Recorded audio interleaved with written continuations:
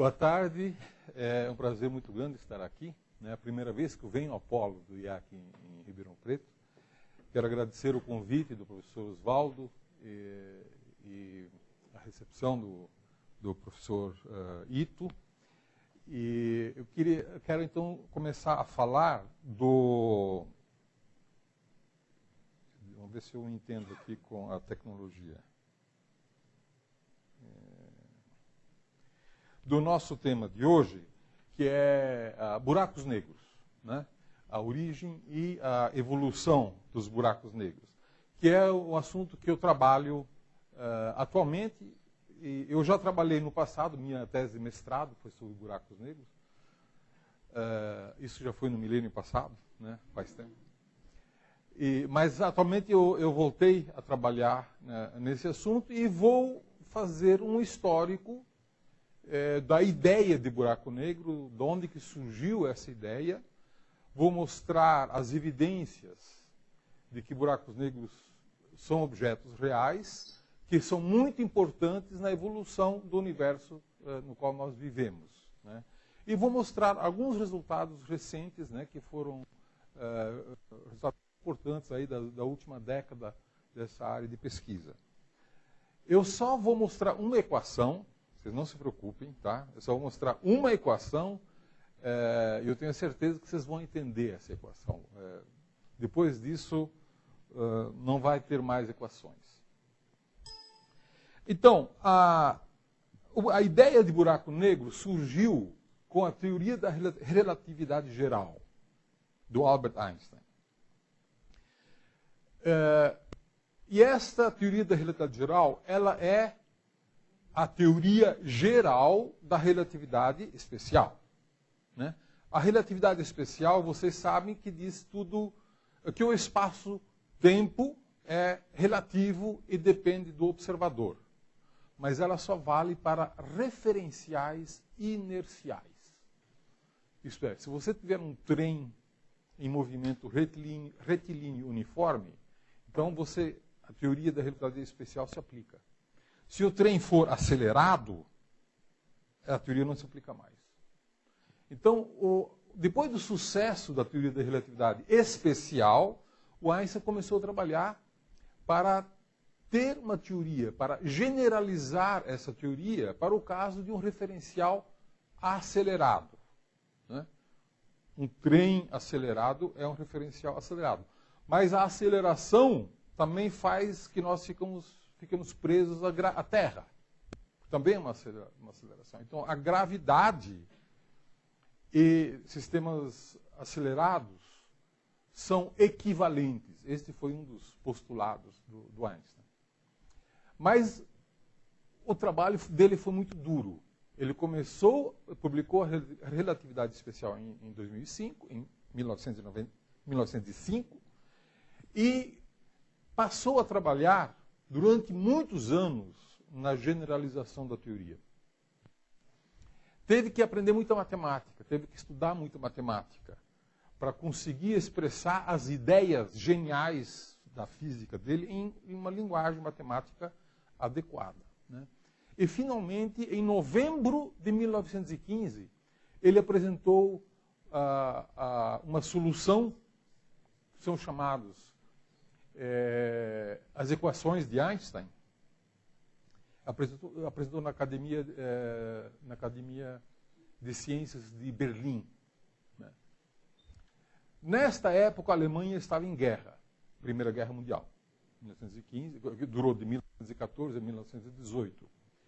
E havia um astrofísico bastante importante, que era o diretor do observatório de Potsdam, chamado Karl Schwarzschild. E ele tinha sido convocado pelo exército alemão para ser um oficial do exército no fronte russo. E aí ele ficou doente, voltou, ficou internado no hospital. E quando o Einstein apresentou a teoria da relatividade geral na academia, levaram o trabalho para ele no hospital. Em 2 meses, ele achou a solução das equações de campo. Foi bem mais rápido do que o Einstein. Em 2 meses ele achou a solução para o caso de simetria esférica e campo externo a um corpo. Um caso específico, mas como vocês vão ver, é um caso muito importante, né? E 11 de janeiro, o Einstein foi na academia e apresentou a solução do Schwarzschild lá. E voltou em maio para comunicar que o Schwarzschild tinha falecido, né? Ele, de fato, morreu da doença que ele já tinha. Mas em 2 meses ele achou, no hospital, a solução para a teoria da relatividade geral. Uma solução de geometria esférica. Bom, esta solução do Schwarzschild, ela tem... Está aqui minha bendita equação, né? Não se assustem, tá? Ela tem uma curiosidade muito interessante, tá? E vocês vão entender essa curiosidade. Quando vocês estudaram física no 2º grau, vocês estudaram a teoria da gravidade do Newton, né? E a teoria da gravitação do Newton diz que um corpo de massa m, a uma certa distância r, gera uma aceleração da gravidade, g. Essa aceleração da gravidade, de acordo com Newton, vale g igual a gm sobre r ao quadrado. Ela é proporcional à massa e inversamente proporcional ao quadrado da distância. Certo? Até agora nada de novo, né? Na solução de Schwarzschild, tem aqui uma pequena correção a esse fator. Tem que multiplicar por isso aqui. 1 sobre a raiz quadrada de 1 menos 2gm sobre rc ao quadrado. E aí é que mora o segredo do buraco negro. Por quê? Porque quando você está com R muito grande, uma distância muito grande do corpo, esse termo aqui é muito pequeno, é muito menor do que 1. Ele pode ser desprezado. Então você tem 1 menos 0, é 1. A raiz quadrada de 1 é 1, 1 sobre 1 é 1, e a solução é igual à do Newton. É a solução do Newton multiplicado por 1. Né? Mas o que acontece quando você se aproxima do objeto? O raio vai diminuindo. Se o raio diminui, esse termo vai aumentando. E pode chegar a uma situação de um raio, teoricamente, tão pequeno, que esse termo aqui fica igual a 1. O que acontece quando esse termo é igual a 1? Você tem 1 menos 1, 0. Raiz quadrada de 0 é 0, e 1 sobre 0 é infinito. Aí você tem uma aceleração infinita. De repente aparece um corpo na superfície tem uma aceleração infinita. A que distância que isso acontece? Quando isso aqui é igual a 1. Isto é, quando você tem um raio igual a 2gm sobre c quadrado. Esse é chamado raio de Schwarzschild. Né? Então, se o Sol fosse tão denso que tivesse um raio de 2,5 quilômetros, a superfície dele seria menor do que o raio de Schwarzschild, e ele teria uma singularidade, isto é, uma aceleração infinita na sua superfície. A gente não viria o Sol brilhar. Por quê? Para um espectador externo iria enxergar o quê? Você imagina se você estivesse dentro do Sol e jogasse uma pedrinha para cima. Essa pedrinha iria encontrar uma aceleração infinita, ela iria voltar. Se você pegasse uma lanterna, né, e jogasse para cima, a luz também não iria passar por essa singularidade, ela também iria retornar. Então, para um espectador externo, ele não viria nada. Isto é, ele viria um buraco negro. A luz não escapa. Não escapa matéria, não escapa luz, não escapa informação. Nenhum tipo de informação pode sair desse objeto, porque existe uma aceleração infinita na sua superfície. Isso que diz a solução de Schwarzschild, essa equaçãozinha. Eu vou tirar a equação para vocês não terem pesadelos à noite. Tá? Bom, Mas isso é teoria, né? Isso é teoria. Então, se um objeto ficar muito concentrado, teoricamente deve acontecer alguma coisa com ele que o torna invisível. Na prática, esses objetos existem. Curiosamente, em 1939, o Einstein publicou um paper dizendo que a essência desse paper é a constatação que a singularidade de Schwarzschild não é real. Ela é apenas uma solução matemática que não corresponde à realidade física. Você vê que um cara tão genial que acertou tantas coisas, teve até tempo para fazer coisa errada, né? Mas naquela época se debatia muito sobre a morte das estrelas. Como é que as estrelas morrem? Será que quando elas morrem, elas se encolhem e de repente ficam tão densas que geram uma singularidade de Schwarzschild e tornam-se buracos negros? Na época já se conhecia as anãs brancas, as famosas anãs brancas, né, que já eram bastante conhecidas. As anãs brancas são estrelas extremamente compactas. Extremamente compactas. E já se sabia, por exemplo, que a companheira da estrela Sirius é a estrela mais brilhante do céu. Ela tem uma companheira que é uma anã branca, que foi a primeira anã branca que foi descoberta. O Sol vai se transformar em uma anã branca daqui a 5 bilhões de anos. O Sol vai crescer daqui a 5 bilhões de anos, vai ficar do tamanho da órbita da Terra, possivelmente vai engolir a Terra, a gente não sabe muito bem, temos que esperar 5 bilhões de anos. E aí vai ejetar a camada externa, né? Vai ser jogado para o espaço, e a gente chama isso de nebulosa planetária, que são objetos muito comuns. Nós temos 40 mil nebulosas planetárias só na Via Láctea. A gente pode observar umas 40 mil nebulosas dessas. E no centro, então, sobra um restinho de estrela que vai colapsando, vai se condensando, até se transformar numa estrela morta, que é uma anã branca. E o Sol, quando se chegar nessa fase, ele vai ter essencialmente a mesma massa que ele tem hoje, mas vai ter o tamanho da Terra, que tem um raio de 100 vezes menor.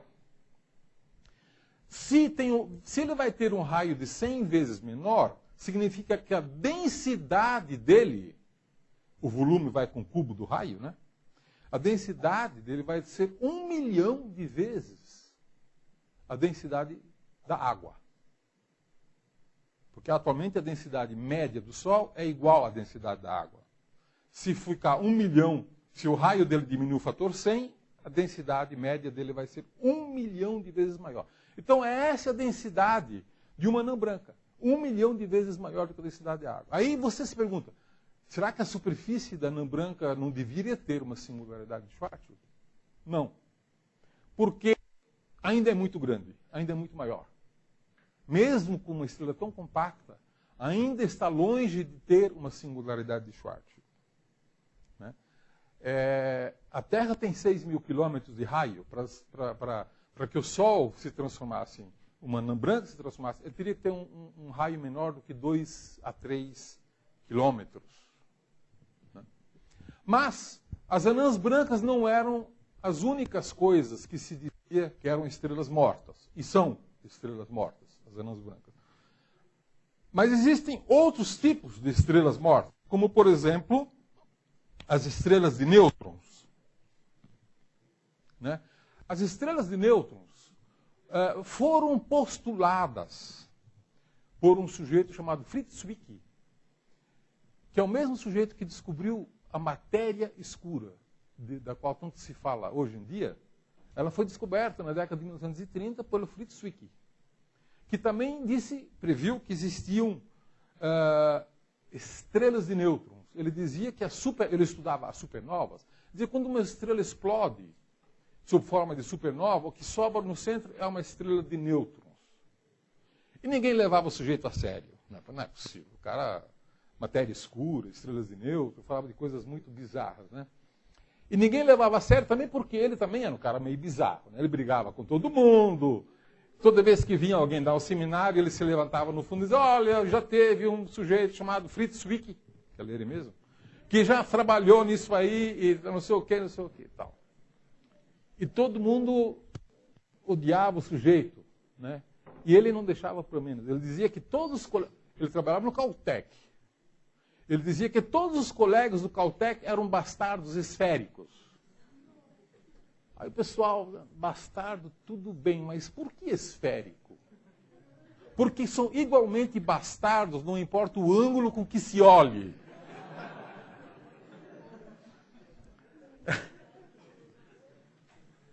Então, as teorias dele não eram muito populares, né? Com o caráter dele, você não era um sujeito muito popular. E os colegas do Caltech queriam que ele fosse demitido, que o diretor demitisse ele. E o diretor chamava-se Millikan. Os físicos sabem de quem eu estou falando, né? E o diretor falava assim, não vou demitir, não. Vai que ele está certo. Né?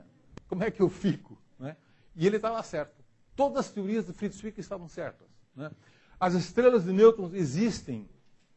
E as estrelas explodem quando explodem sob forma de supernova. E a prova está aqui. Essa é a nebulosa do Caranguejo. Né? No lugar da nebulosa do Caranguejo, no ano de 1054, os astrônomos chineses observaram uma supernova. Apareceu uma supernova no céu que era visível durante o dia com um brilho igual ao da Lua. Né? E nesse lugar agora tem essa nebulosa.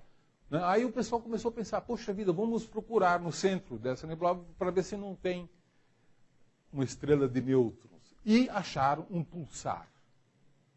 Um pulsar que é um objeto que emite pulsos. Né? O nome do pulsar vem dos pulsos em rádio, que vem da rotação dele. Né? Você tem uma estrela muito compacta com um campo magnético muito intenso e que gira em torno de um eixo de rotação.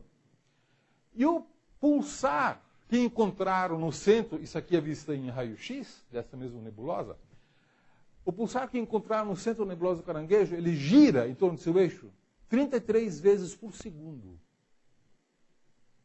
Né? 33 vezes por segundo. A gente sabe que para rodar 33 vezes por segundo e não explodir, o raio tem que ser muito pequeno, né? Menor do que 10 quilômetros. Isso é uma estrela de nêutrons. Né? Estrelas de nêutrons são estrelas com massas iguais ou semelhantes à massa do Sol, mas cujo raio é de apenas 10 quilômetros. E se você comparar uma estrela de nêutrons com o raio de uma estrela de nêutrons com o raio de Schwarzschild, você vê que o raio de estrela de nêutrons é só 4, 5 vezes maior do que o raio de Schwarzschild. Se uma estrela de nêutrons se condensar mais um pouquinho, ela vira um buraco negro. Vira um buraco negro. E esse foi esse é o Fritz Zwick aqui, o famoso Fritz Zwick, e esse é o Chandrasekhar, que é o sujeito que descobriu por que as anãs brancas existem, por que as estrelas de nêutrons existem. Né? E isto é muito simples para quem conhece mecânica quântica. Para quem não conhece mecânica quântica, é um negócio bem complicado. Aliás, mecânica quântica é um negócio bem esquisito, bem bizarro. Né? Convenhamos. É por causa do princípio de exclusão de Pauli. O princípio de exclusão de Pauli diz que você não pode colocar 2 elétrons no mesmo espaço quântico. Não é isso, professor? É isso. Você não pode colocar 2 elétrons no mesmo espaço quântico. Então, uma anã branca é tão compacta que se você compactar ela mais ainda, você está forçando 2 elétrons a ocuparem o mesmo espaço, e isso é proibido pelo princípio de exclusão de Pauli. E é por isso que a anã branca não colapsa. Só por causa disso. E a estrela de nêutrons, que também tem spin meio e é um férmion, também pode ser degenerado. Isso chama-se matéria degenerada. Tá? Também não pode colapsar, a não ser que a massa seja muito grande, e aí a massa faz com que a atração da gravidade supere a força do princípio de exclusão de Pauli. Isso acontece quando a estrela de nêutrons tem mais do que 3 vezes a massa do Sol. Então, se nós encontrarmos uma estrela compacta, bem compacta, com 3 vezes a massa do Sol, ou digamos 5 vezes a massa do Sol, ou 15 vezes a massa do Sol, não pode ser uma estrela de nêutrons, não pode ser uma anã branca. Vai ser o quê? Talvez um buraco negro, porque se condensar um pouquinho, vira um buraco negro. Né? Já o raio de Schwartz já é maior do que o raio da estrela. Né? E em 1973 foi descoberto, uma estrela que tinha 15 massas solares e um raio muito pequeno. Tá? Na época, eu fazia iniciação científica. No ano seguinte, eu comecei a fazer mestrado, e o meu mestrado foi um modelo de buraco negro para Cygnus X1, que foi essa primeira candidata a buraco negro que foi descoberto. Né? Eu fiz um modelo teórico, comparei o espectro de raio-x que ela emite e comparei com as observações.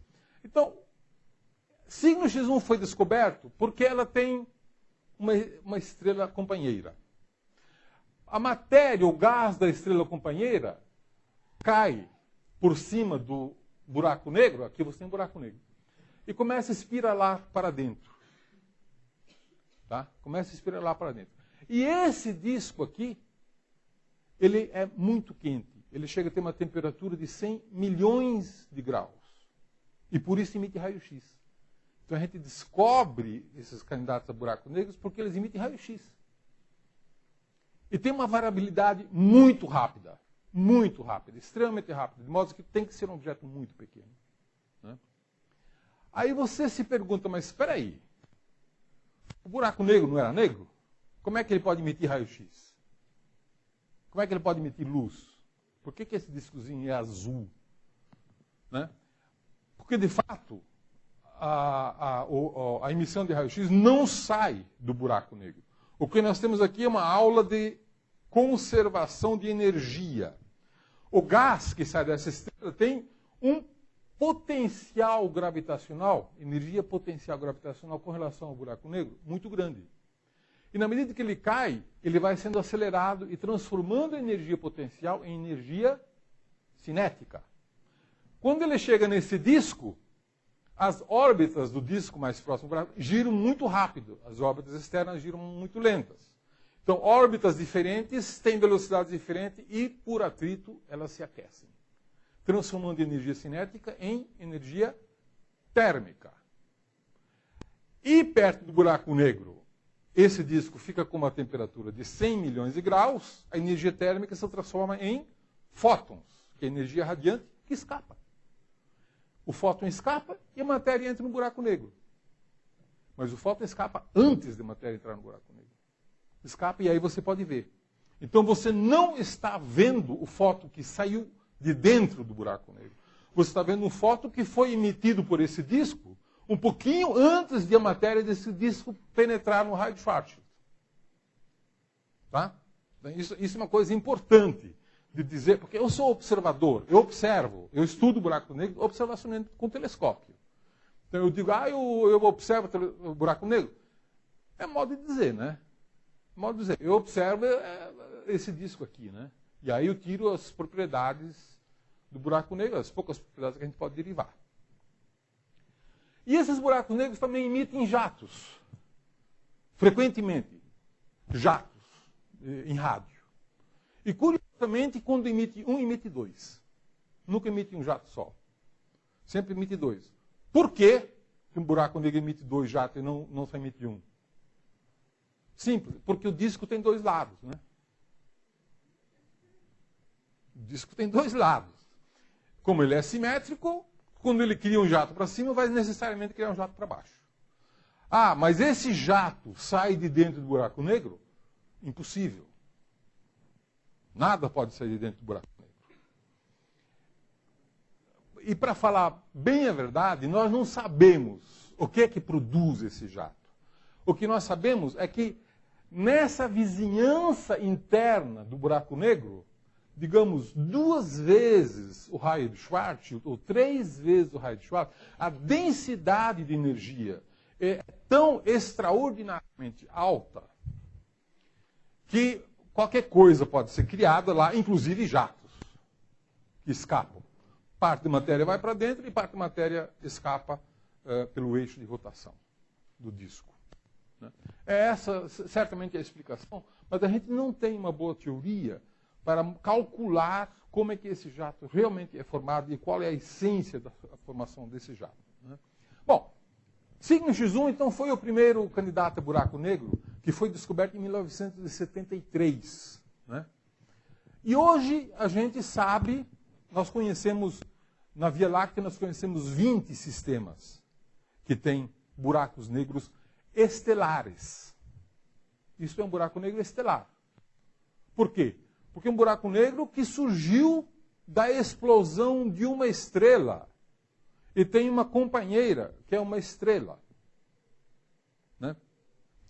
Nós acreditamos hoje que todas as estrelas que tenham mais do que 20 vezes a massa do Sol, quando explodem, o centro dela colapsa e se transforma em buraco negro. Todas.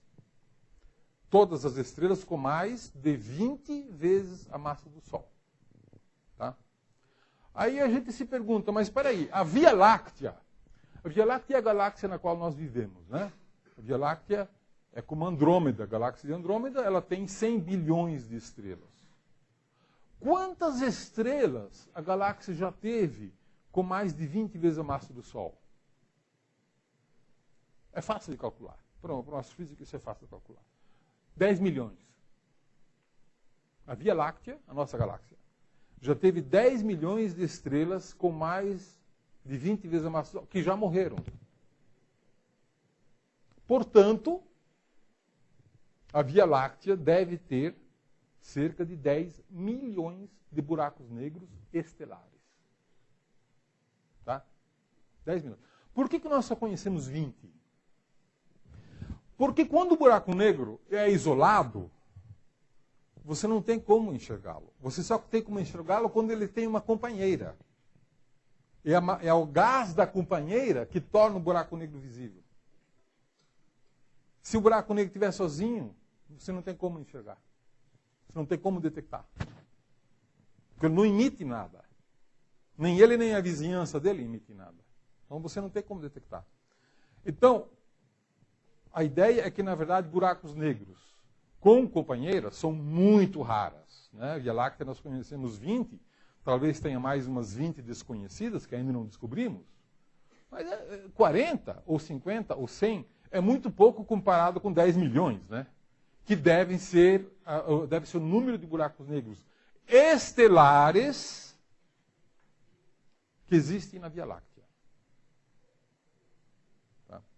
Bom,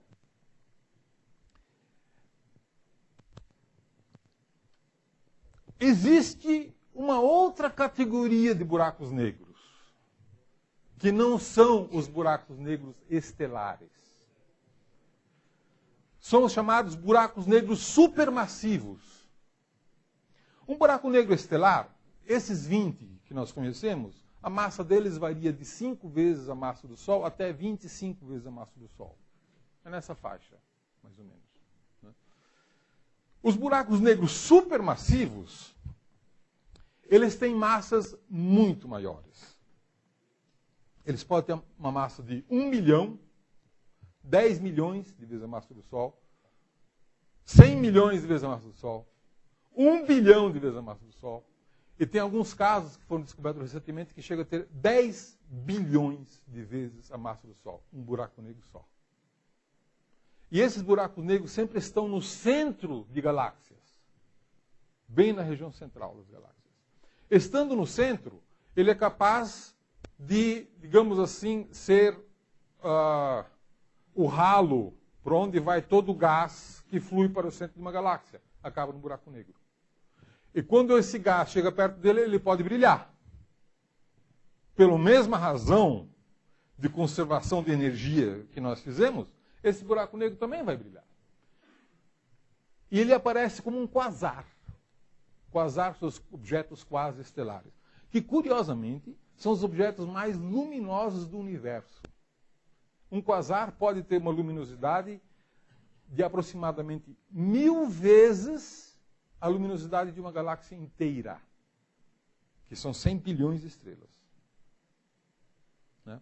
Então, o quasar pode ser muito mais luminoso do que uma galáxia. Às vezes é pouco luminoso e às vezes ele está morto. Você não vê quasar não vê luminosidade nenhuma, mas quando você estuda com cuidado, você percebe que tem um buraco negro lá. É o caso da nossa galáxia, a Via Láctea. A Via Láctea, eu vou falar mais adiante, tem um buraco negro supermassivo no seu centro. Daqui a pouco eu vou mostrar onde que ele está. Bom, vocês veem que esses buracos negros supermassivos, isso aqui é a galáxia chamada M87. A galáxia M87 é a galáxia dominante do aglomerado de Virgo. O aglomerado de Virgo é um aglomerado de 800 galáxias, uma família rica de galáxias, são 800 membros da família, que é o aglomerado mais próximo de nós. Né? Então, nesse M87, nessa foto tirada com o telescópio espacial Hubble, você vê também um jato saindo. Isso é luz visível, não é rádio. Né? Mas em rádio você vê esses jatos com grande frequência. Né? Esses jatos, então, eles são emitidos a partir do disco. Isso aqui é um desenho, isso não é uma foto. Né? Eles são emitidos a partir do disco de gás que se concentra no centro da galáxia, né? Girando em torno do buraco negro, e aí, por alguma razão, a energia é tão grande que se transforma em jatos e elas vão para os dois lados. Né? Então, buracos negros estelares produzem jatos, buracos negros supermassivos também produzem jatos. Né? Aqui, por exemplo, é uma radiogaláxia, um quasar aqui no centro. Isso é um quasar, e ele emite um jato. Vejam como ele é fininho. Isso aqui são cerca de 600 mil anos-luz de tamanho, esse jato. E aí ele se difunde, perde energia e se difunde no espaço. Né? Mas você vê só um. Mas do outro lado, você vê que também deve ter um jato. Né? Só que você só vê a parte final. É que, para quem estuda a teoria da relatividade geral, sabe que o jato ele é mais intenso quando ele é emitido na sua direção. Se você emite um outro jato em direção oposta, ele é menos intenso. Então, às vezes, você não o enxerga. Mas não significa que ele não exista, porque a consequência está aqui. Né? Então, jatos sempre são simétricos. Quase sempre são simétricos, né? Não vamos exagerar.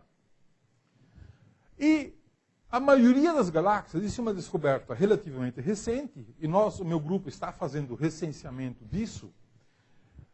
Quantas galáxias têm buracos negros supermassivos? O que nós sabemos é que isso depende um pouco da massa da galáxia. Todas as galáxias de grande massa têm buraco negro supermassivo, a gente vê. Todas. Nas galáxias de baixa massa, é mais difícil você detectar buracos negros.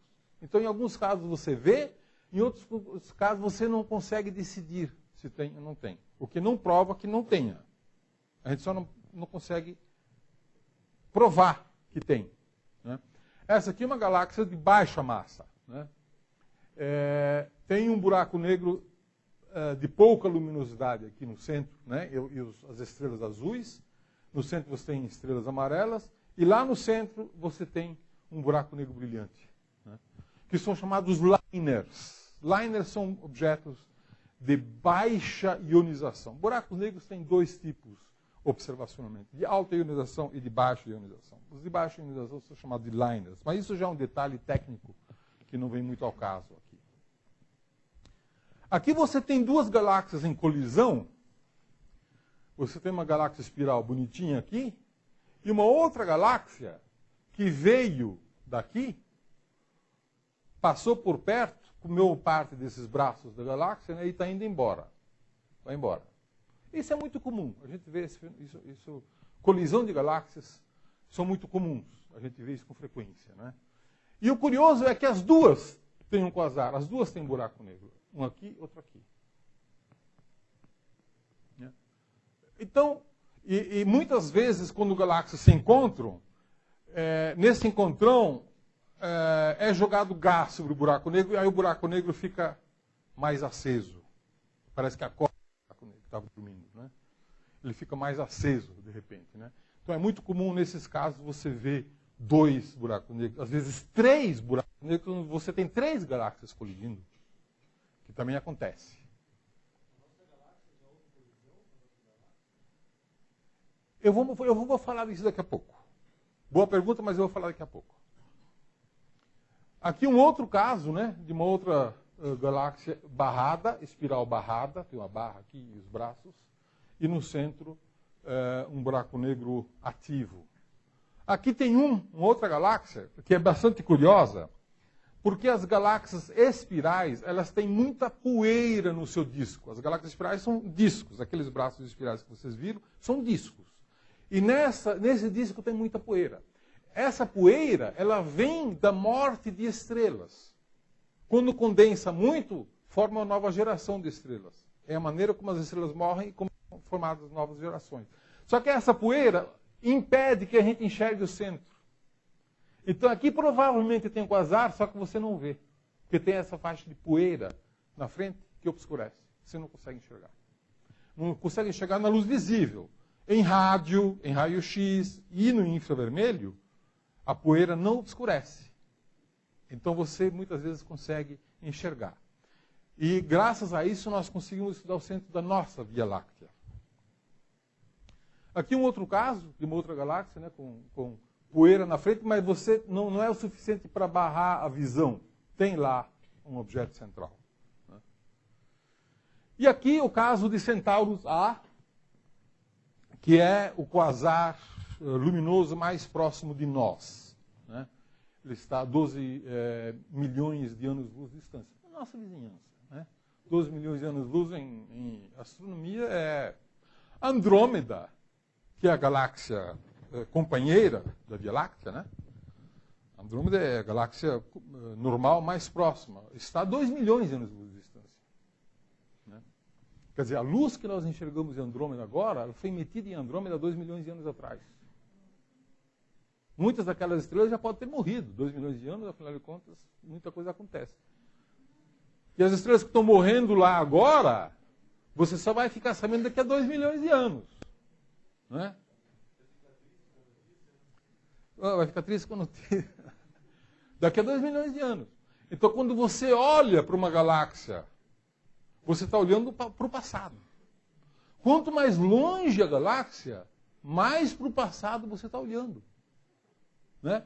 Então é interessante, quando você pode observar um quasar muito luminoso, que está a 12 bilhões de anos-luz de distância, o universo tem 12,8 bilhões de anos. Né? Então você está observando o universo quando ele tinha 0,8 bilhão de anos de idade. Estava na infância. Né? Então, observando quasares, você pode observar como é que era o universo jovem. Tá? Porque você está observando o passado. Tá? E aqui, então, você vê... aqui é uma composição meio fantasmagórica da galáxia de Centauro visível, né? Aqui.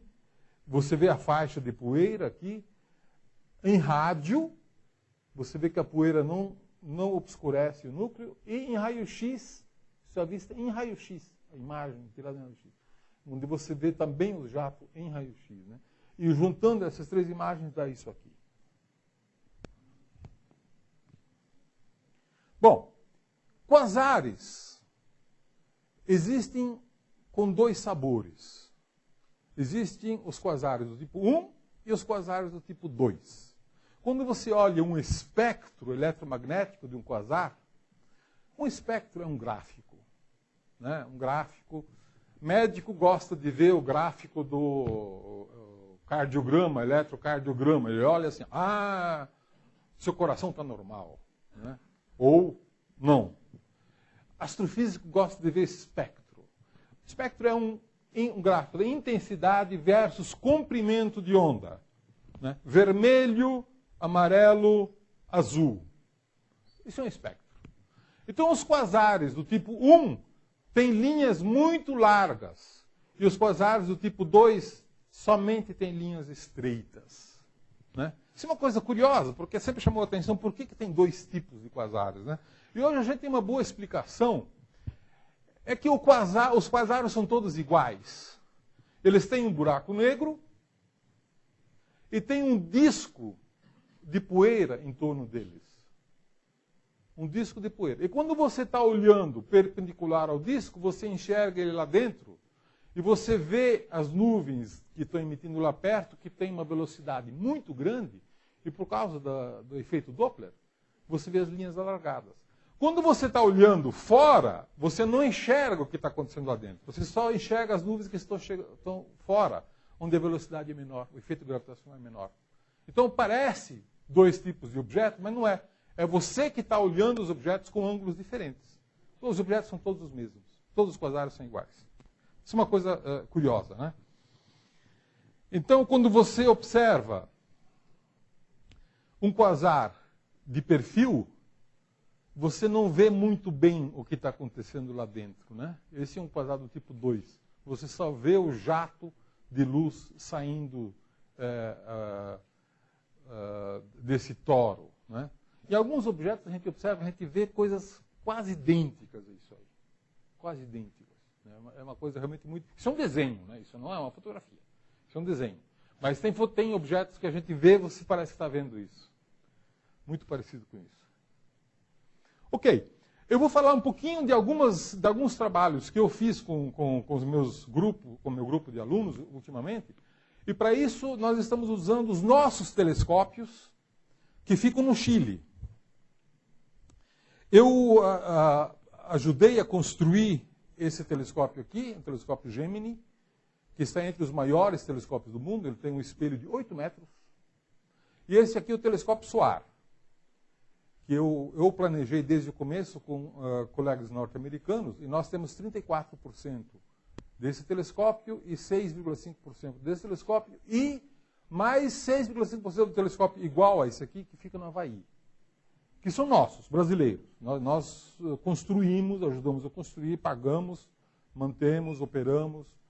E para você ter uma ideia da escala, isso aqui é uma picape, ó. Esse branquinho aqui é uma picape. Uma picape grande.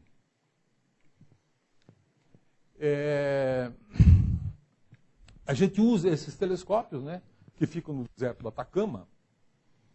E a gente tem uma técnica de produzir aqueles espectros para cada ponto da galáxia. Né? Nós construímos espectrógrafos que não tiram um espectro desse ponto da galáxia, um outro espectro desse ponto da galáxia, outro desse aqui. A gente joga a galáxia no plano focal do telescópio e lá você pega fibras ópticas, focaliza fibras ópticas em cada ponto da galáxia e tira o espectro de cada fibra. Então você obtém um monte de espectros, um espectro de cada ponto da galáxia. Aí você joga isso no computador, embaralha bastante, e depois você monta, então, um cubo de dados. Um cubo de dados, onde você tem, para cada ponto da galáxia, um espectro. Então você tem X, Y e comprimento de onda. Né? E aí você fala, maravilha, agora nós temos... Eu achava isso até botar a mão no primeiro cubo de dados. Aí eu vi que era uma grande complicação. Né? Porque um cubo de dados tem 60 milhões de pixels. Um cubo de dados você produz quase diariamente, porque o seu celular tem uma máquina fotográfica cujo detector é um CCD. É igualzinho ao CCD que nós usamos em astronomia. Né? Aliás, eu importei o primeiro CCD do Brasil para fazer astronomia. E o primeiro CCD que eu comprei, o Pentágono vetou, não deixou que eu trouxesse para o Brasil. Eu comprei, eu falei, não, esse cara vai usar isso para fins militares, não pode. Então, vetou. Isso foi em 1984. Aí, falei, eu vou pegar esses caras. Aí nós montamos uma câmera astronômica na Inglaterra, botamos o CCD dentro e importamos uma câmera astronômica.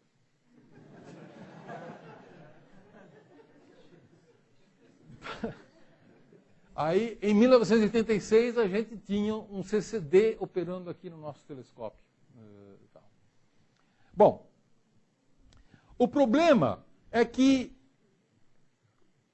A maneira como as pessoas pegam esses cubos de dados, com 60 milhões de pixels, é muito pixel para você analisar. Você não consegue fazer isso a olho. Então as pessoas vão lá, tiram um espectro desse ponto, analisam o espectro daqui. Ah, então, pá, escreve um paper. Ou vai lá, comprimento de onda tal, vê a imagem, aí analisa aquela imagem. E o resto, 90% do cubo de dados, as pessoas não têm como olhar. Então eu inventei um método matemático que olha tudo ao mesmo tempo. Né? E que eu chamei de tomografia PCA, que é baseado... Né? Isso aqui é a maneira como as pessoas fazem. Né? Tiram um espectro ou tiram uma imagem. Né? E esse aqui é o cubo de dados. E isso é para dar para vocês o gostinho da complicação de fazer ciência moderna. Né? Você está inundado de dados, parece ótimo. E é. Desde que você saiba tratar. E desde que o seu computador seja suficientemente parrudo para processar isso tudo. Né? Não é fácil, não é fácil. Para processar um cubo de dados, nós temos, no nosso departamento, nós temos o 5º computador mais rápido do Brasil. Só para fazer astronomia. E esse computador, para processar um cubo desse, leva um dia inteiro. São 2.000, é um cluster de 2.304 cores. 2.304. Ele leva um dia inteiro para processar um negócio desse. Do jeito que a gente quer. Então, por exemplo, eu observei essa galáxia aqui, que chama M94. E o que a gente observa? A gente quer estudar o buraco negro dela. Então, eu pego aqui esse pixel central e eu aponto um telescópio de 8 metros em cima dele e fico observando lá 1 hora, produzindo um cubo de dados desse pixel central. Aí eu vou lá e analiso esse cubo de dados. Né? E aí eu observei essa galáxia porque todo mundo dizia que esta galáxia não tem buraco negro. Aí eu observei a galáxia e com a minha técnica, que transforma, para quem gosta de Principal Component Analysis, sabe o que é isso, mas é uma técnica matemática meio complicada. O autovetor número 3 mostra que tem objetos largos aqui. Isso aqui é impressão digital de um buraco negro. Está aqui o buraco negro e a posição do buraco negro está nesse tomograma PCA, aqui nesta posição. Então provei com essa... Ninguém tinha visto até então. Então, com a combinação de um grande telescópio e uma técnica inovadora da maneira de analisar esses dados, é que eu mostrei que ele tem um buraco negro. Né? Então, às vezes, não é uma coisa simples, né, você estudar buraco negro. E o curioso é que quando eu botei esse buraco negro em cima da imagem da galáxia, o que vocês notam? O buraco negro está aqui e o centro da galáxia está aqui. Não está no centro. Não está no centro da galáxia. Aí, isso deixou todo mundo surpreso, porque buracos negros supermassivos estão sempre no centro das galáxias. E esse não está. Isso deixou a gente meio confuso no começo, né? Peraí, mas o buraco negro não está no centro da galáxia? Por que não? A resposta só pode ser uma. Porque não está em equilíbrio. Se tivesse em equilíbrio, estaria no centro. É a mesma coisa que você soltar uma bolinha dentro de uma bacia, né? Enquanto a bolinha está andando, é porque não está em equilíbrio. Quando parar, falar, agora está em equilíbrio. Né? E para no centro, normalmente, porque é o lugar de mínima energia. Né? O lugar de mínima energia numa galáxia é o seu centro, seu núcleo. Né? Aí a gente imaginou o seguinte, peraí, será que essa galáxia não é o fruto de canibalismo cósmico? Duas galáxias colidiram no passado, bem no passado, já não vê mais resquício, e chacoalharam esse buraco negro, tiraram ele do centro, e desde então o buraco negro está procurando o seu lugar, né? Que nem a bolinha dentro da bacia, né? Procurando achar o centro. Vai ver que é isso. Se for isso, aí a gente imaginou, quem sabe a gente mede a idade de quando isso aconteceu. Então nós medimos a idade, nós pegamos cada ponto aqui e estudamos a idade das estrelas. e vimos que a maioria das estrelas era muito mais nova do que a idade da galáxia. Essa idade da galáxia, de 10 bilhões de anos, e as estrelas, a maioria das estrelas tinha 2 bilhões de anos. Então, falar, tá aí. Há 2 bilhões de anos atrás, duas galáxias colidiram, formaram estrelas, e a gente vê agora estrelas relativamente jovens, e o buraco negro ainda está procurando o centro. Vou mostrar um filminho de como é que isso acontece. Um filminho feito no computador, não é tirado na vida real. É uma coisa baseada em cálculos, né? Vamos lá. Eu vou querer passar várias vezes, tá? Mesmo dar um loop aí. Então, vamos começar. Aqui você tem uma galáxia, digamos, a nossa Via Láctea, viu? A nossa Via Láctea é essa aqui. Daí vem Andrômeda. Lá vem Andrômeda. E, pum. Esse azul aqui são as estrelas que elas estão formando na colisão. Formou estrelas. O gás que as duas tinham foi transformado em estrelas. E colide de novo e forma mais estrelas azuis. Está vendo? E aí virou uma galáxia só. Daqui a 3 bilhões de anos, Andrômeda e a Via Láctea vão fazer isso, tá? Vão fazer exatamente isso. Vamos ver de novo. Vamos ver de novo. Está aqui a Via Láctea, com as estrelas girando lá, Andrômeda e pimba. Olha as estrelas azuis que elas formaram. Muita estrela. Na colisão forma muita estrela. Porque todo aquele gás que elas estavam guardando, de repente é transformado em estrela. É isso que a gente vê na colisão, né? Bom. Hein? Claro, isso é uma evolução. Tanto de estrelas, quanto de galáxias. Na verdade, hoje a gente acredita que todas as galáxias são, na verdade, produtos de fusões de galáxias de gerações anteriores. Todas as galáxias se formaram assim. E aí, no fim, você forma uma nova galáxia, que leva, evidentemente, algum tempo para se organizar e ficar com cara de uma galáxia normal. Né? E, então, o que a gente mostrou é que aquele caso que tem um buraco negro fora do seu centro é porque a galáxia, que parece normal, ainda não está em equilíbrio. O buraco negro provavelmente vai ser a última coisa que vai chegar em equilíbrio, vai encontrar o centro da galáxia. Né? Mas a gente conseguiu medir quando que foi a colisão. 2 bilhões de anos atrás. Pouco tempo. Para um universo que tem 13,8 bilhões de anos. Para galáxias que têm 10 bilhões de anos, né? Há 2 bilhões de anos elas colidiram. A gente sabe que a maior parte das colisões ocorreu quando o universo era bem jovem. Né? Colisões são cada vez mais raras. Por quê? Porque sobram cada vez menos galáxias para colidir, né? Certo? Você imagina uma cidade de gente louca, onde todo mundo gosta de bater carro. Depois de um certo tempo, não tem mais carro para bater. Aí você pode andar livremente na cidade, né? Porque o risco diminui. Mais ou menos assim, né? Existe alguma afinidade de atração, de gravidade entre elas? Olha, interessante isso. O que faz as galáxias se atraírem, que é a gravidade, vem da matéria que é mais comum da galáxia, que é a matéria escura. Certo? Então, se você quiser fazer uma simulação como essa, feita por um computador, muito grande, muito poderoso, o que faz com que as duas galáxias se atraiam e o que é mais importante nessa simulação? É a matéria escura que cada uma delas tem, que é uma coisa que você não vê. Matéria escura não tem nada a ver com buraco negro. Tá? Mas, suponha que... Eu já estou executando meu tempo? Não? Tá, bom. Desculpe, eu falo demais, mas eu prometo acelerar um pouquinho. Tá? Suponha que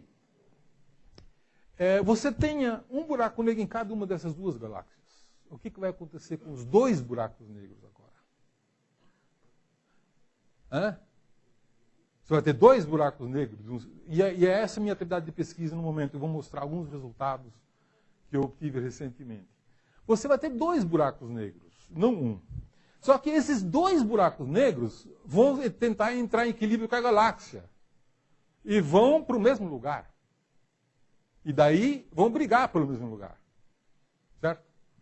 Vão acabar virando um sistema binário de 2 buracos negros supermassivos, um girando em torno do outro. Tá? Negros supermassivos. Supermassivos. Os buracos negros estelares, eles se comportam como as outras estrelas, né? Mas um buraco negro supermassivo, ele tem força suficiente, massa suficiente para ser atraído para o centro. Os outros não têm essa força, essa massa. Né? Então eles acabam indo para o centro. Os buracos negros supermassivos acabam indo para o centro. E aí não se sabia até recentemente o que acontecia com esses 2 buracos negros quando eles se aproximam muito. Agora os supercomputadores conseguem fazer essas contas com a teoria da relatividade geral e mostram que os buracos negros acabam se fundindo num buraco negro único. E nessa fusão ocorre uma coisa muito bizarra. Porque essa fusão ocorre porque o buraco, no estágio final, eles emitem muitas ondas gravitacionais, que é um tipo de onda que foi prevista pela teoria da relatividade geral, que existem ondas gravitacionais. Então, 2 buracos negros muito próximos emitem muitas ondas gravitacionais e isso diminui o estado de energia, eles cada vez mais próximos até colidir. Na fusão, o buraco negro final desaparecia do mapa, do cálculo. O pessoal, pô, cadê o buraco negro? Sumiu. Fundiu e sumiu. Aí eles foram olhar, não, ele não fugiu, ele só fugiu. Ele pegou uma velocidade e saiu do centro da galáxia. Aí foram ver por quê. Porque a emissão de ondas gravitacionais na fusão é assimétrica. Então você joga ondas gravitacionais para um lado, isso leva energia para um lado. É a mesma coisa daquela pedra que você joga quando você está dentro de uma canoa, né? Você joga a pedra para um lado, a canoa vai para o outro, né? É a lei de Newton. Certo? Toda ação corresponde a uma reação. Né? Então, por causa da lei da conservação do Newton, as ondas gravitacionais, ou boa parte, não todas, vão para um lado, o buraco negro vai para o outro. Então, com isso, o buraco negro pode até escapar da galáxia. Pode adquirir uma energia tão grande para escapar da galáxia. Tem muita gente procurando buracos negros isolados, né? Viúvos, ou coisa do tipo, fora das galáxias. Até agora ninguém encontrou nenhum. Mais ou menos. Ninguém encontrou nenhum. Então, posso voltar? Então, essa teoria de que essas colisões possam deslocar também é uma maneira de gerar buracos negros fora do equilíbrio. E que, com o tempo, claro, vão voltar e vão se associar.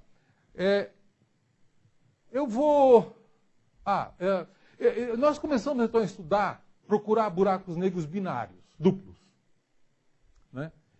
Nós estamos procurando porque são difíceis, raríssimos. Ninguém achou ainda um sistema visualmente separado dentro do núcleo de uma galáxia. Ninguém havia achado. Né? Você tem, às vezes, 2 galáxias que estão colidindo, aí você vê os 2, mas são 2 galáxias, né? Em colisão não são 2 galáxias. Um buraco negro, uma galáxia bem formada, normal, deveria ter 2 buracos negros em certos momentos. 2 buracos negros. Né? Se as galáxias se fundem e os buracos negros vão para o centro, você tem que... São muitas galáxias que você pode observar. Alguma deve estar nesse estágio. Né?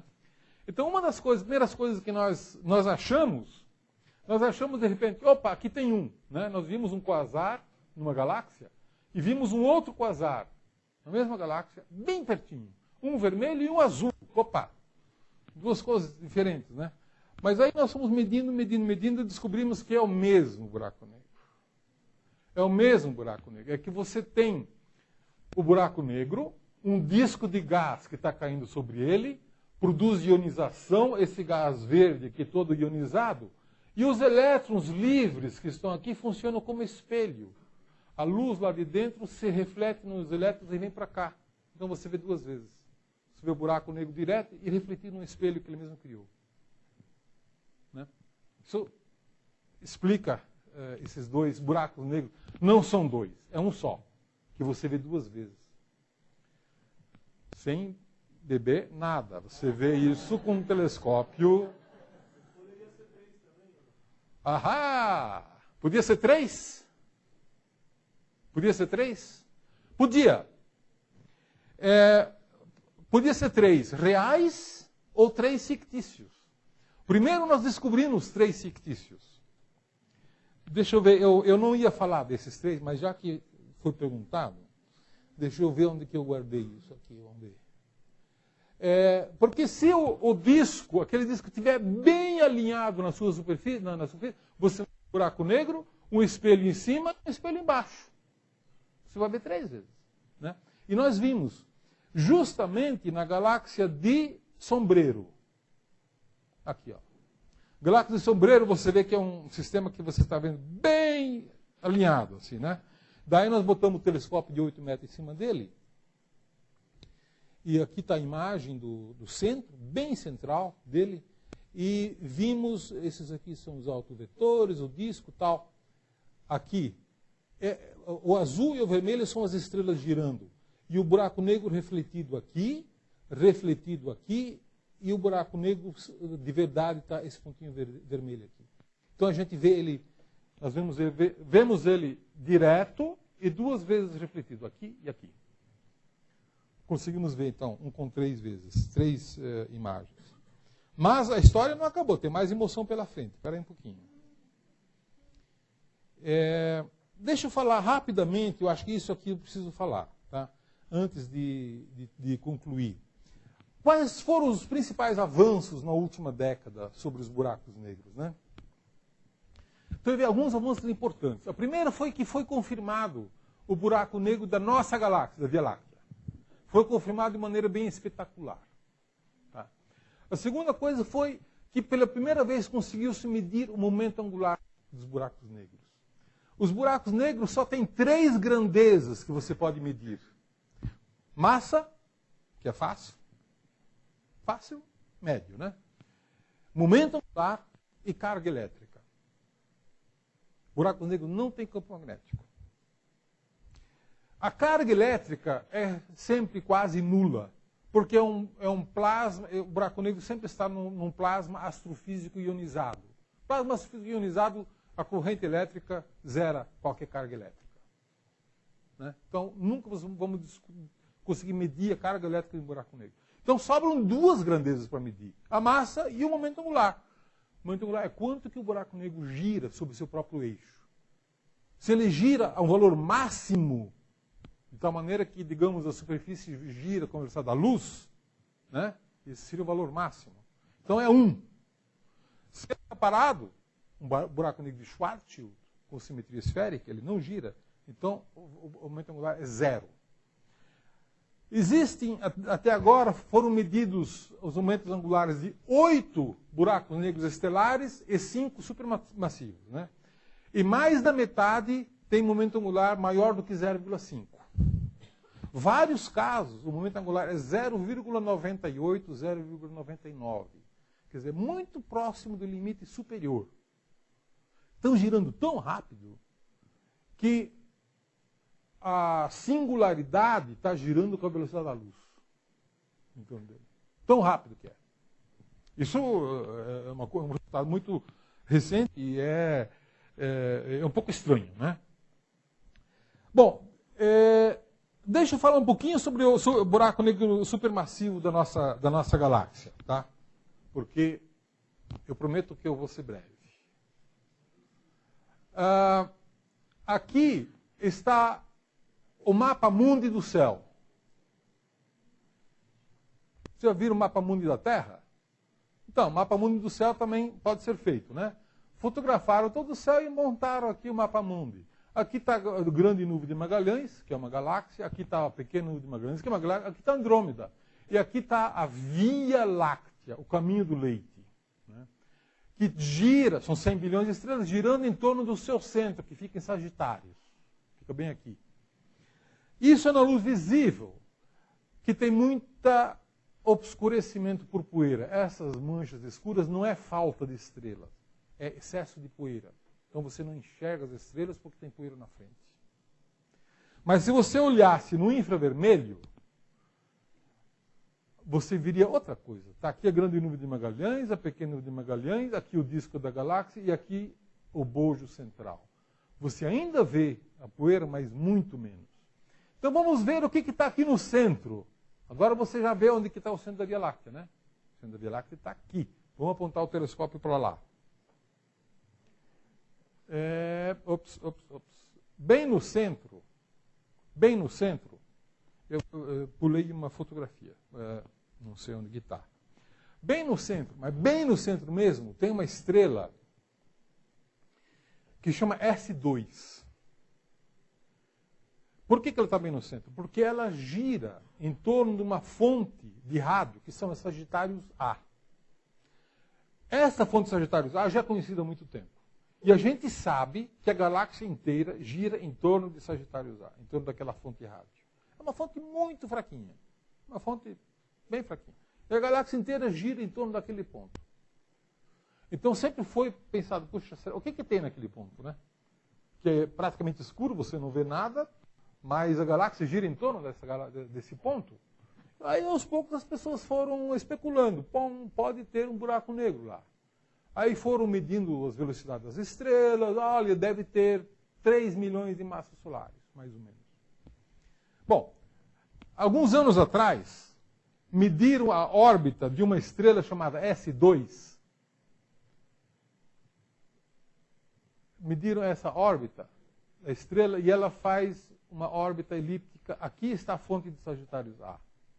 Esse negocinho aqui. Essa é a fonte em torno da qual a galáxia inteira gira. Mas essa estrelinha faz uma órbita de 15 anos. Agora nós conseguimos completar 15 anos. Ela foi descoberta 15 anos atrás. Né? Aqui ela completou 15 anos e fez essa órbita elíptica. Bom, para quem estudou um pouquinho de cinemática de Galileu e de dinâmica de Newton, sabe, com uma órbita elíptica você pode calcular, e se você souber a velocidade dessa estrela e as dimensões, você pode calcular a massa do objeto que está no foco da elipse. E é 4,0 milhões de massas solares. E não tem nada lá. Não tem nada lá. Não tem nenhuma estrela lá. Não tem luz. Emite um pouquinho de rádio. Não tem nada. 4 milhões de massas solares. Não existe teoria na física que seja capaz de explicar isso, que seja diferente de um buraco negro. Não existe. Tá? Então, isso é tomado como uma prova de que isso aqui é um buraco negro. Tá? Isto é um buraco negro. Aí vem o São Tomé e diz, mas se eu não enxergar, eu não acredito. Né? O São Tomé está cheio de... Você já viu um nêutron? Mas você acredita em nêutron, né? Então, por que a gente acredita em nêutron? Porque com uma hipótese de uma partícula chamada nêutron, você consegue explicar uma porção de coisinhas. É só por causa disso. A gente não viu o nêutron ainda. Eu, primeiro, não vi. Ela também não. Mas a gente acredita. Porque... mas eu detecto o nêutron. O buraco negro também a gente detecta. Né? A gente não vê a luz dele. A gente detecta o efeito gravitacional. A gente detecta o efeito gravitacional. Né? Basicamente. Isso é uma detecção do efeito gravitacional. Então, buracos negros hoje são tidos como objetos reais. Nós temos provas que eles existem. Né? Nenhum astrofísico tem dúvida sobre isso. Né? E olha, quando eu defendi minha tese de mestrado, que era sobre buraco negro, em 1975, 90% dos astrofísicos diziam, não, eu não acredito.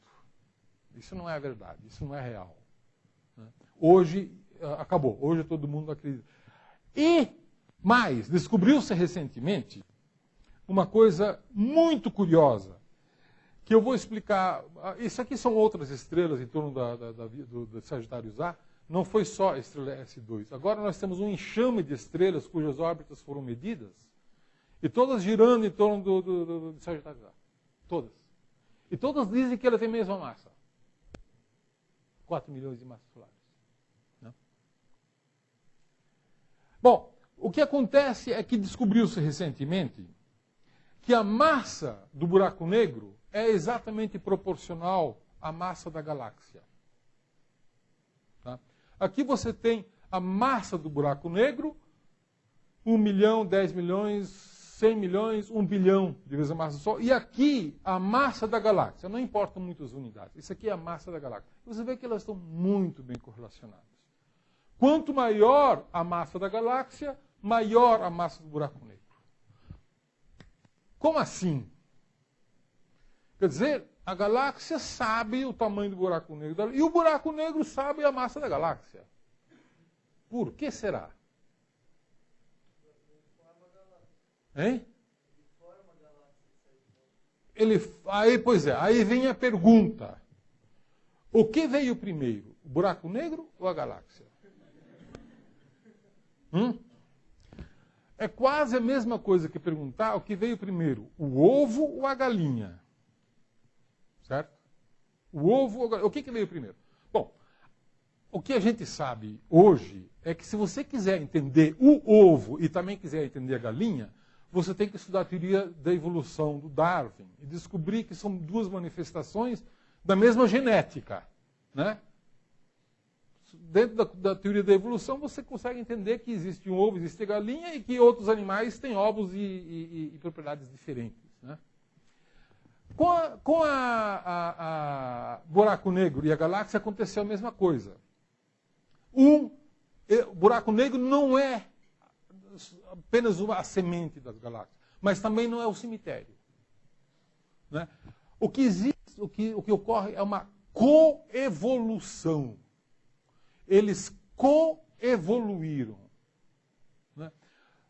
Primeiro você formou os buracos negros estelares. Alguns buracos negros estelares, esses buracos negros induziram mais estrelas, mais buracos negros foram estelares e foram se colapsando em torno de uma entidade gravitacional comum, né?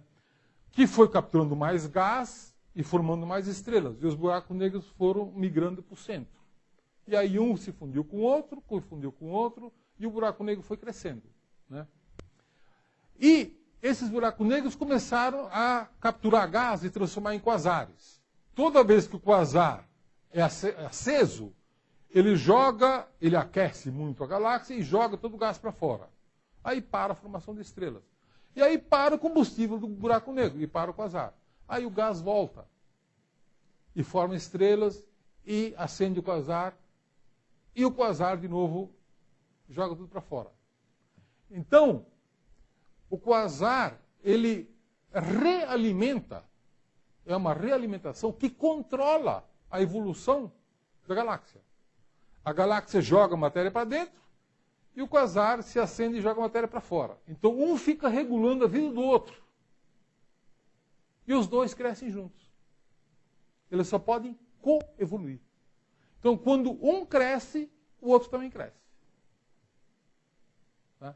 Então, essa é a história que nós percebemos recentemente, os astrofísicos entenderam recentemente, que existe uma coevolução entre buraco negro e galáxia.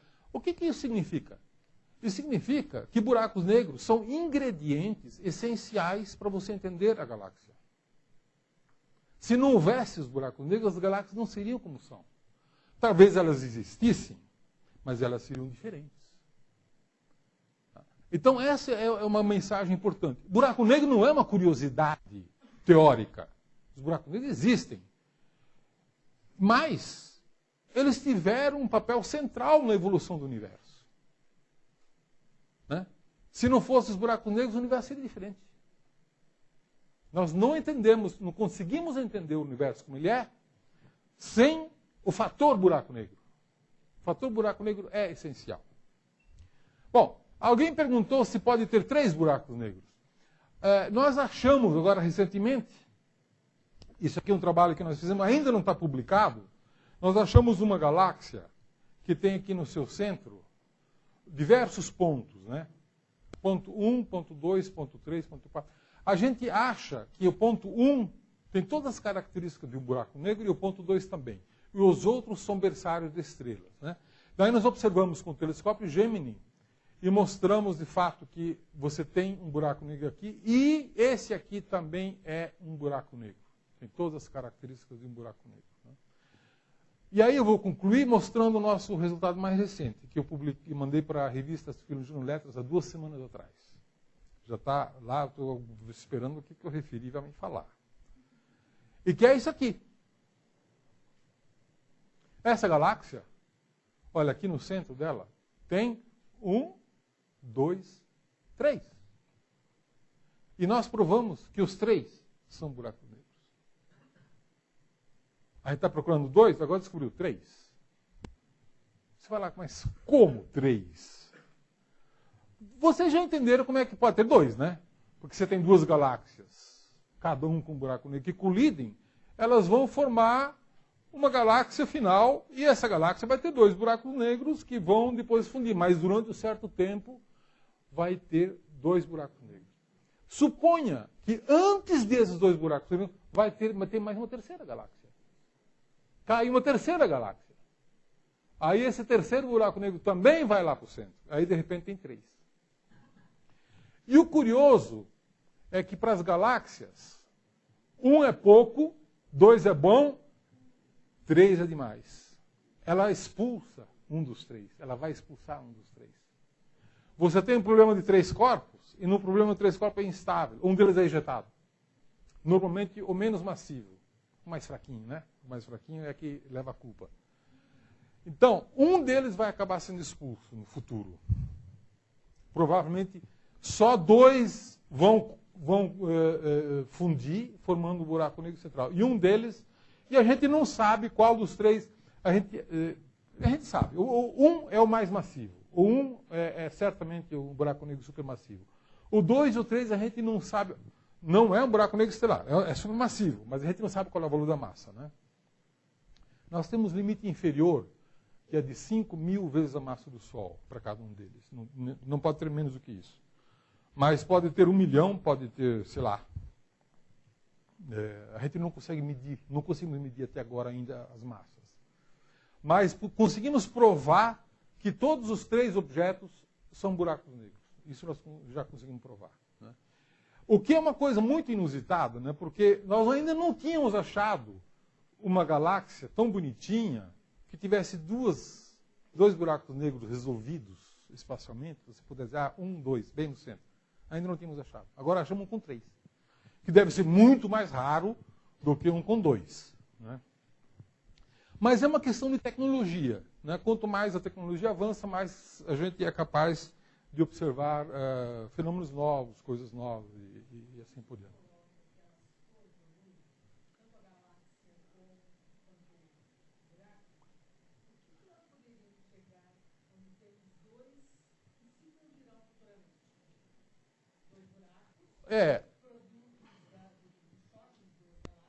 Sim. As duas galáxias, elas vão ter uma dinâmica de formação, de evolução, para formar uma galáxia só. Tá? Os buracos negros vão se concentrando lá no centro. Chega um momento em que um começa a sentir a gravidade do outro e forma um sistema binário. Aí o que vai acontecer? Eles vão querer ir para o centro, mas eles têm momento angular. Eles têm que se livrar do momento angular. Só tem um jeito de se livrar, expulsão de estrelas. Jogando as estrelas para fora. Então, nesse processo, acontece um esvaziamento do centro da galáxia, esvaziamento de estrelas. Isso é observado. Isso é observado. Tá? A maioria das galáxias de grande massa tem um vazio no centro. Não é um vazio, mas tem muito menos estrelas do que devia ter. Né? Muito menos. Então, e a gente acredita que seja por causa disso. Os 2 buracos negros vão se aproximando e perdendo o momento angular. E as estrelas que estão na vizinhança ganham o momento angular e são expulsas. São jogadas para fora. Isso explica muito bem para eles chegarem até uma certa proximidade. O problema é que quando eles chegam realmente bem perto, não sobra mais estrela. E aí a gente não sabe o que acontece. Não sabe como é que eles podem se aproximar. Porque não sobra mais estrela. Já expulsaram todas. Né?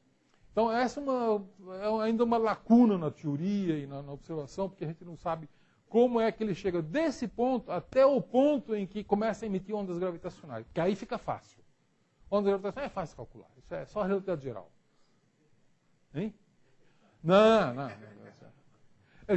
Os astrofísicos já detectaram, em sistemas astrofísicos já detectaram ondas gravitacionais. Elas existem e são emitidas exatamente de acordo com a teoria da relatividade geral. Isso está provado. Não foi detectado em laboratório, mas em astrofísica isso já está resolvido. Ok, deixa eu ver.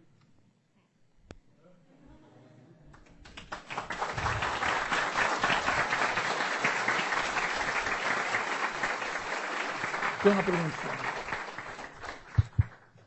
Perguntas? Espera aí, fala aqui.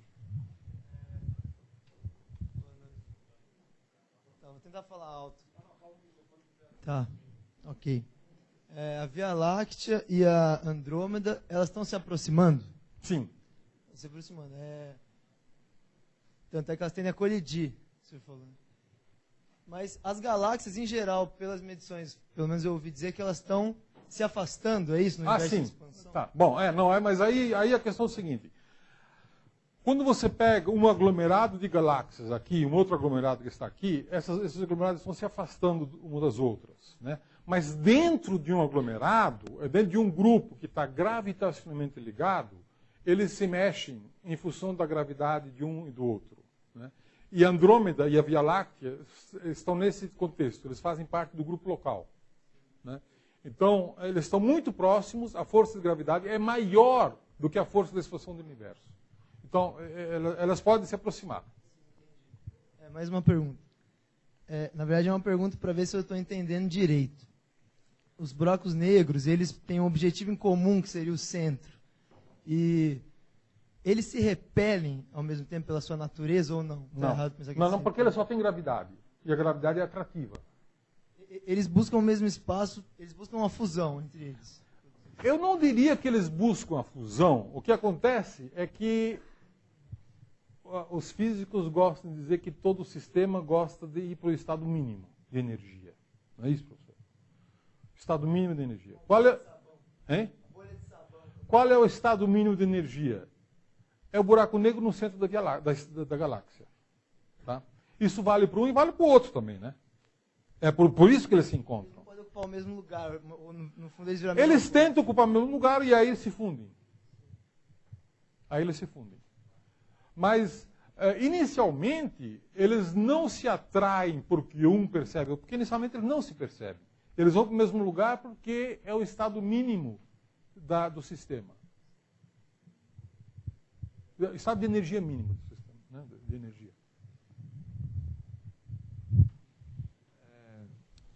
No momento que surgiu aquela relação entre os buracos negros e a galáxia e a origem de ambos, o ovo ou a galinha, me veio em mente, tudo é feito por intermédio também da matéria escura que gera um movimento que proporciona esse desenvolvimento constante? Olha, a matéria escura, ela é determinante na atração e na formação de sistemas galácticos. Né? Ela não é determinante no movimento dos buracos negros. Os buracos negros são muito pouco afetados pela matéria escura. Porque, em geral, eles estão no centro dos sistemas, e no centro dos sistemas a matéria escura tem pouca densidade. A matéria escura normalmente tem baixa densidade, mas halos muito grandes. Por isso que ela é importante. Porque tem ocupa um volume muito grande. Né? E as galáxias ocupam um volume pequeno. Então a interação das estrelas com o buraco negro é importante. Buraco negro com matéria escura não é.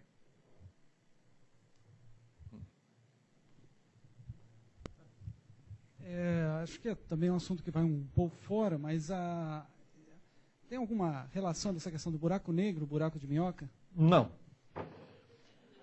O Einstein disse que a solução de Schwarz era uma solução matemática que não corresponde à realidade. Né? E eu digo que buraco de minhoca é uma solução matemática que não responde à realidade. É provável que eu venha estar errado no futuro, aquele cara lá não entende do assunto. Mas essa é a opinião atual dos astrofísicos. O buraco de minhoca é uma solução matemática. Ninguém tem nenhuma evidência de que existam soluções outras que não sejam do buraco negro. O buraco negro existe. Você pode explicar o que é buraco de minhoca? Porque É uma solução seria uma solução topológica, né, que poderia você entrar num buraco negro e sair do outro lado. Então você teria um buraco branco, né? Buracos brancos nunca foram observados. Né? Eu não estou dizendo que a especulação não é válida, né? Buraco negro foi especulação durante muito tempo, né? Vamos colocar nesses termos. Eu, como sou um cara meio conservador, né, que é consequência do fato de ser um astrofísico observacional, eu só acredito naquilo que eu posso observar, né, calcular e medir. Acho que medir é a palavra-chave do físico. Né? Nós queremos medir as coisas. Quando a gente consegue medir, a gente está satisfeito. Quando a gente não consegue medir, a gente não... Quem? Thomson já dizia isso. Eu gostaria de saber sobre aqueles buracos negros que estão como se fossem ralos de galáxias.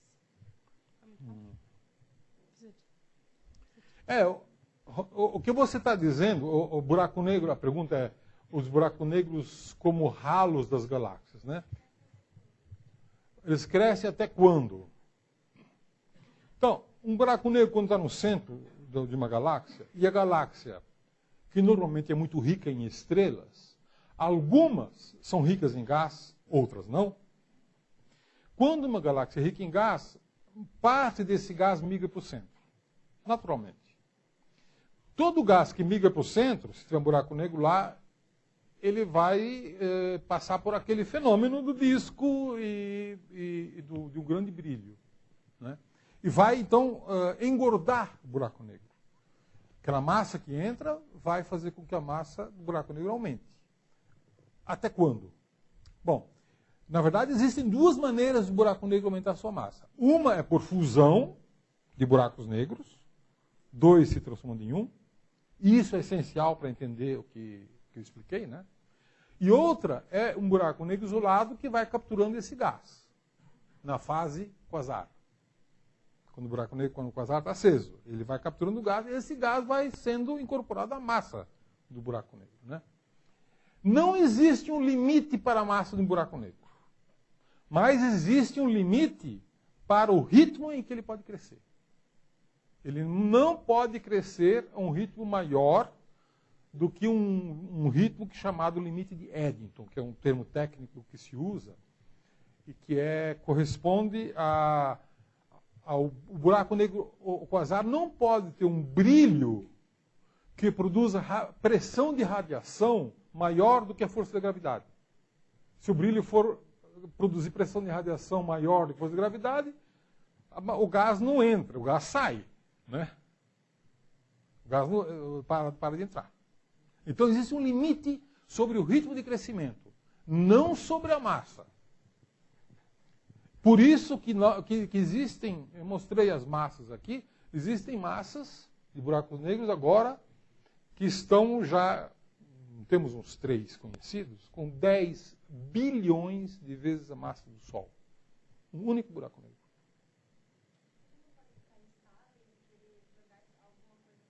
Não, porque ele não pode, nada escapa dele, ele não pode se desintegrar, ele não tem instabilidades.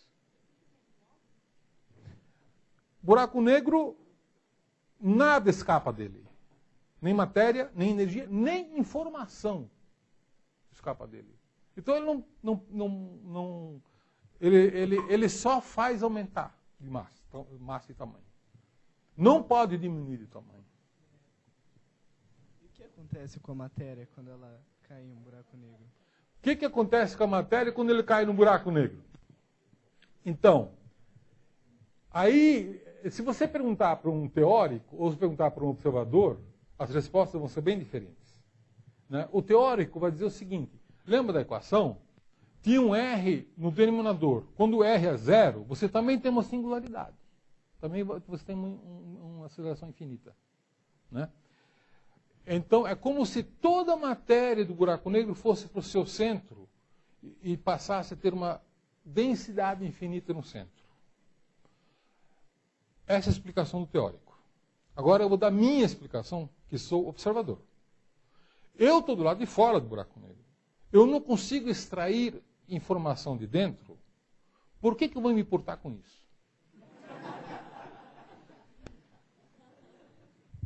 Não sei se é uma boa explicação. É que a gente velha é assim. Tem uma lá no fundo, acho que você podia falar alto aí que...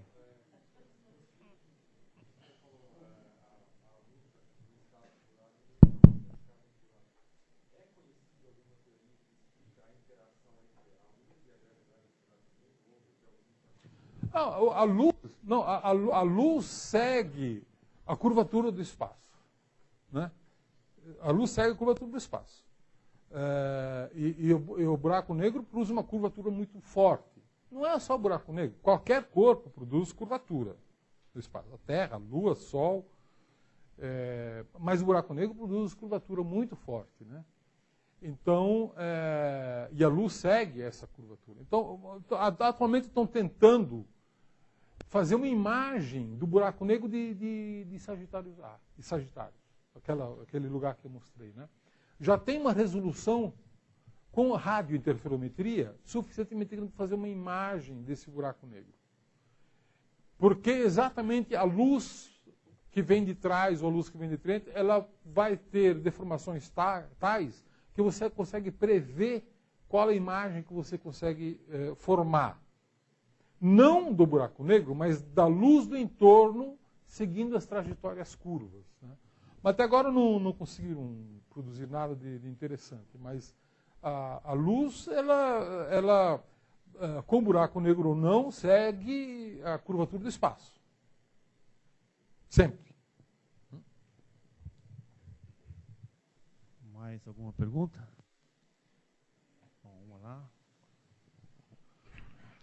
Uma coisa, o horizonte de evento e o raio do buraco negro são diferentes, correto? Não. Vamos então, foi bom que você tenha perguntado isso, né? Quando eu falei na solução de Schwarzschild, eu mencionei que a solução de Schwarzschild é válida quando você tem simetria esférica. Né? A simetria esférica é o quê? É quando o buraco negro não tem rotação. Você assume que a rotação dele, que ele esteja parado. O momento angular dele é 0. Não tem rotação. Então você pode imaginar uma simetria esférica.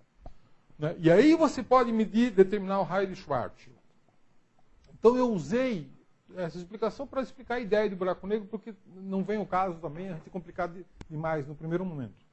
Mas, se o buraco negro tiver momento angular, se ele estiver girando, e agora a gente sabe que a maioria está girando, então a métrica de Schwarzschild não é a métrica correta. A métrica correta passa a ser a métrica de Kerr, que é uma outra métrica muito mais complicada.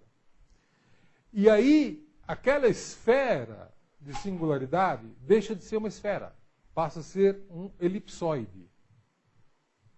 E aí não tem mais um raio de Schwarzschild. Então, por isso que inventaram o termo horizonte de eventos, que é aquela superfície não esférica, na qual existe uma singularidade, na qual a gravidade é infinita. Então, é essa superfície de eventos que é um termo mais geral e que se aplica a todas as situações, independentemente de ter ou não ter momento angular, independente de ter ou não ter rotação. Deu? E que é exatamente o raio, o buraco negro, então, em si, é esse horizonte de eventos. Isso. O horizonte de eventos é a superfície onde existe a singularidade, onde a gravidade é infinita. Que no caso de momento angular 0, essa superfície é uma esfera. E aí fica fácil de entender que é uma esfera de Schwarzschild. Quando tem momento angular, essa esfera vai se deformando, ela vai engordando no equador e achatando no polo. Tá? E aí a superfície de horizonte de eventos passa a ter uma forma geométrica diferente de uma esfera. A questão do espaço-tempo, dentro dessa condição, por exemplo, ela fica assim, dimensionada de uma maneira muito mais ampla, né? Pela velocidade e intensidade ali dos eventos que acontecem. Olha, o espaço-tempo, o que a gente sabe agora, na maneira clássica de olhar a natureza, na maneira newtoniana, você tem 3 dimensões do espaço, né? X, Y e Z. Você pode andar para frente, você pode andar para o lado e pode pular para cima. São as 3 dimensões do espaço. E o tempo do relógio, né?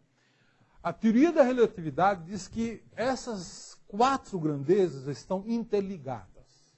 Se você tiver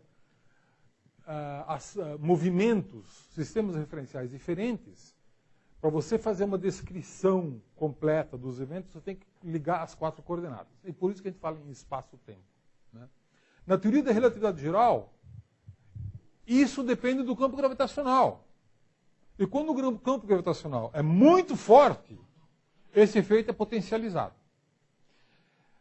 E quando você tem um buraco negro com rotação muito alta, o próprio sistema referencial é arrastado. Land-steering effect é um efeito.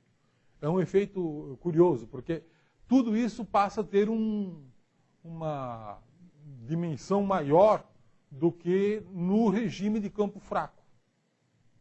Onde, basicamente, tudo que a gente conhece do nosso cotidiano se aplica. Quando o campo é forte, as coisas começam a mudar qualitativamente.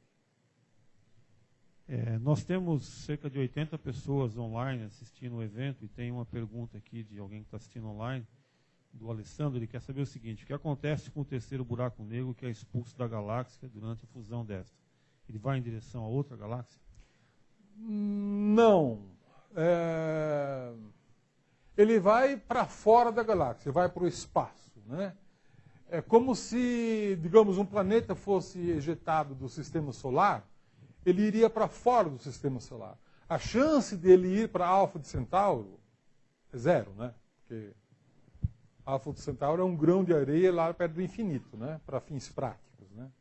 Iria ser ejetado para o espaço. Da mesma maneira que numa galáxia, o buraco negro é ejetado. Agora, nesse caso em particular, que eu mostrei, essa galáxia chama-se NGC 1380, 1380.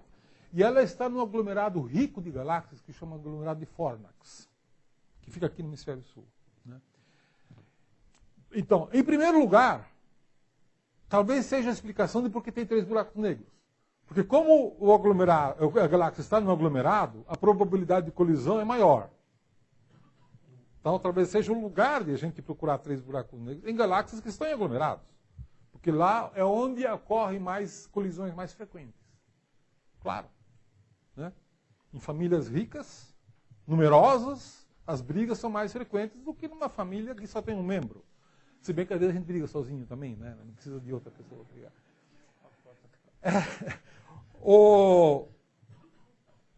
Mas aí é que vem uma questão importante do que o Alessandro perguntou, que é o seguinte: neste caso, o buraco negro ele vai ser ejetado para fora da galáxia, mas como está num aglomerado rico de galáxias, tem alguma chance de acertar uma outra e ser capturado por uma outra galáxia. Sim, tem uma chance, né?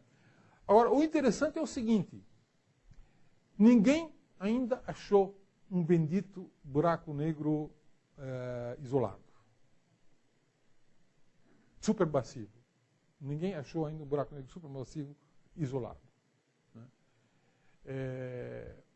Então, e a gente não sabe se eles não existem ou se a gente não está na pista correta, né?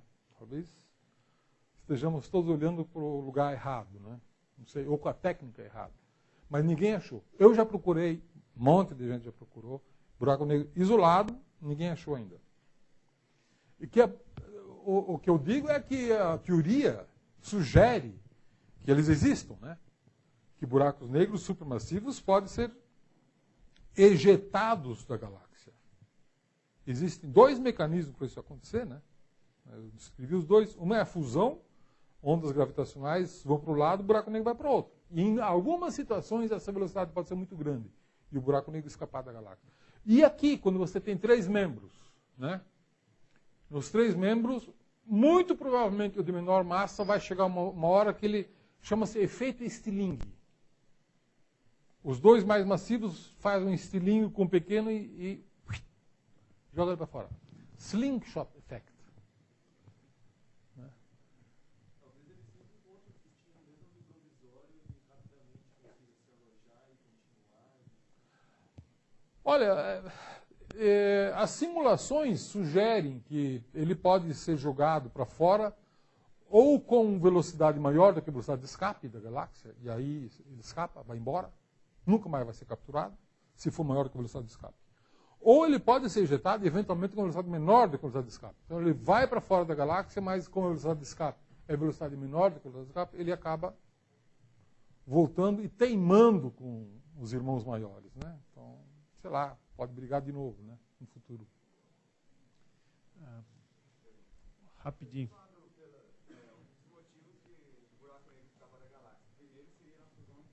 Sim. No processo de fusão. Aqui, nos 3? Não, com 2 não. Com 2, o processo ocorre quando os 2 deixam de ser 2 e passam a ser 1. Este 1, ele não está parado, ele sai andando. Ele é formado com velocidade para conservação da quantidade de movimento. Ondas gravitacionais para um lado, buraco negro para o outro. Poderia. Essa é uma outra questão importante. Existem galáxias sem buraco negro? Com certeza. Bom, tinha um que falaram que não tinha, mas eu achei. Tem. Está fora do centro, mas tem. Que eu saiba, não. Uma galáxia onde possa ser provado que não existe buraco negro, que eu saiba, ainda não tem. Provado. Buraco negro supermassivo. Sempre bem falado. Porque buraco negro estelar é, obviamente, corriqueiro. Né? Uma última pergunta ali. Vou fechar agora. Eu só queria saber sobre a química, né? Então muitos aqui devem saber muito mais desse assunto do que eu. Mas há relação entre esses buracos negros e a provável origem do universo? Não. Não. A origem do universo foi uma singularidade, né, o chamado Big Bang. Né? O universo se formou num instante t igual a 0, e é por isso que é uma singularidade, porque o t é igual a 0, né? E se expandiu inicialmente com uma velocidade muito grande, chamado período de inflação, e depois se expandiu com ritmo, velocidade grande, né? Mas muito quente. Então, durante muito tempo, era quente demais para a matéria se condensar e formar estrelas. Ele só começou a se esfriar quando ele tinha 380 milhões de anos. Né?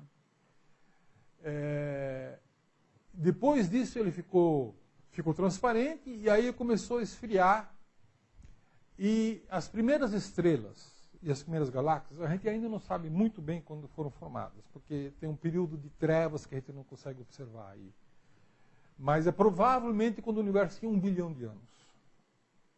A gente está conseguindo observar bem pertinho disso, mas é um período, curiosamente, o período que a gente menos conhece o universo é esse. Né? Mas aí formaram-se, então, as primeiras estrelas. As primeiras estrelas se formaram, então, quando o universo tinha 1 bilhão de anos. Não tem nada a ver com o Big Bang. Essas estrelas se formaram e evoluíram e morreram. Só na morte das primeiras estrelas que se formaram os primeiros buracos negros. Esses foram os primeiros buracos negros que se formaram. E ainda eram buracos negros estelares, que depois foram se fundindo um estelar com outro estelar e foram crescendo e formando as galáxias, etc, etc, etc.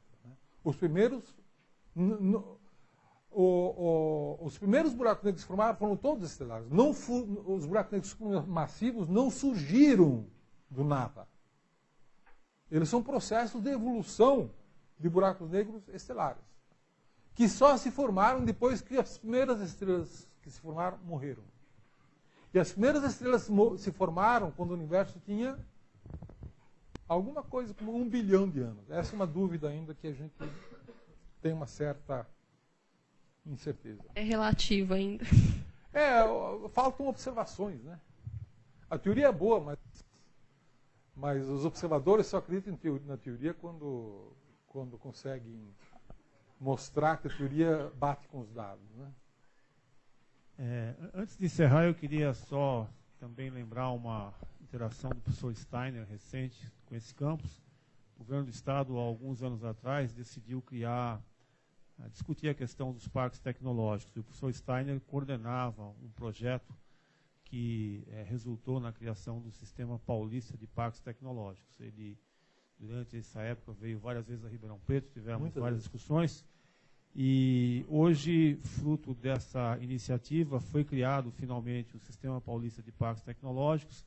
Ribeirão Preto é o terceiro parque a ser credenciado nesse sistema, que tem por objetivo, então, aproximar a academia, ou seja, a geração do conhecimento, da inovação, com o setor produtivo. Quer dizer, é um duto aí para transformar conhecimento em riqueza e, com isso, melhorar a nossa condição econômica e social.